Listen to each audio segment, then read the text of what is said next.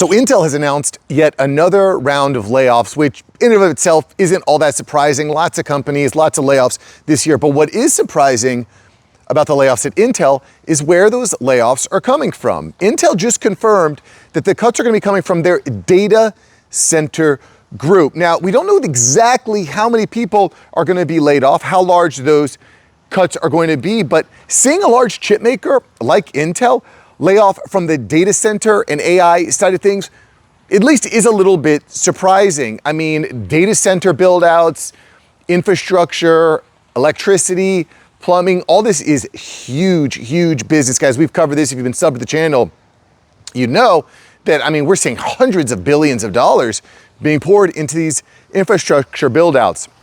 And to kind of exacerbate this, at Intel, the data center and AI division generated $5.1 billion in just Q1 of this year. Its revenue is up 22% year over year versus 7% overall growth at Intel. So again, you're seeing layoffs from the fastest growing part of the organization, which again, kind of goes to show you that just because the division that you're in is doing well, doesn't mean that you're necessarily safe. Just because you're in an industry that is excelling doesn't mean you're safe. There are certain things that you need to do inside that part of your company in order to remain valuable to that company. We'll talk about that here in just a little bit, just a moment, the things that I'm personally doing to try to make myself relevant, respected, and financially free. And, you know, if you're like and sub the channel, you probably have a better shot of that. Because the reality is, like, you know, when you go out and you're talking to people, most people are not talking about this kind of stuff. They're talking about the movie, the sports, and I love all that. But, you know, at the end of the day, like, if you're not paying attention to what's happening in the AI and tech and the development side of things, I feel like you're going to get left behind pretty quickly. So anyway, that's what this channel is all about. But again, layoffs at Intel are not necessarily a new thing. Last year, we saw about 15% of factory workers laid off. Over 5,000 employees were impacted at Intel. In the year prior to that, we saw 15,000 job cuts in an effort to save $10 billion.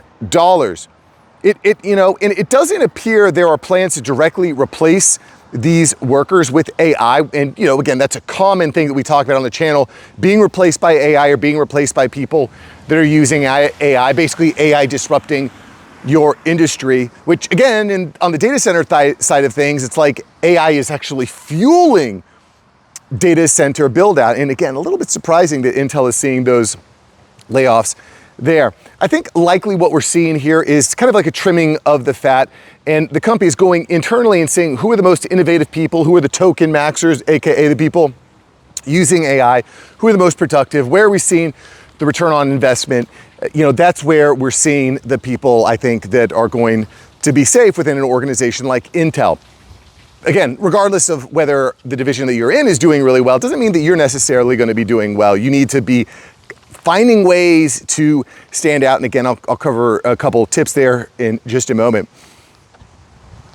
You know, again, continuously innovating, leveraging AI, being public. And I think this is something that a lot of people don't do when they're in a job. You kind of feel like, I'm safe, I'm too busy, I don't have time. Guys, for 5 minutes, a couple times a week, just find an interesting article, post it on LinkedIn, post something interesting on LinkedIn, keep yourself out there, keep your name out there. You know, if I was working at Intel maybe once a week, twice a week, I'd post like, over at Intel, we're really innovating in our division. I'm loving the way the AI is working. Just this week, I used an AI agent to automate my email responses, that kind of thing. It doesn't need to be super crazy. You could also just repost, you know, maybe you follow some of the key leaders in your particular industry or division, share their posts a couple times a week. Again, it doesn't need to be a lot, but make sure that you're innovating and be public about it, because public perception is certainly important. And above and beyond that, the relationships you have matter. I've talked about this time and time again. Pick up your phone, call somebody you haven't talked to in a while, just to say hi, see what they're doing, see someone that you respect, and you know, don't skip out on the company softball game. Like, get out there, build the relationships. Those really, really matter. Because, guys, there is this kind of big macroeconomic trend I think that we need to talk about when it comes to these data centers, right? Because, you know, data centers as a whole are getting a ton of pushback. And I think this might be another thing that is kind of fueling this round of layoffs at Intel. And I know some people are talking about, but I don't think it's getting talked about enough, which is this huge trend hitting these data centers. Just yesterday we covered in pretty decent detail why 86% of Americans actually oppose data center construction in their communities. Guys, 86%. And when I started looking at the numbers, the data there, like, you get 86% of Americans to agree on anything, like, wow. Like, you can't even get 86% of Americans to agree that Scarlett Johansson is beautiful, Like, someone's like, she looks like this.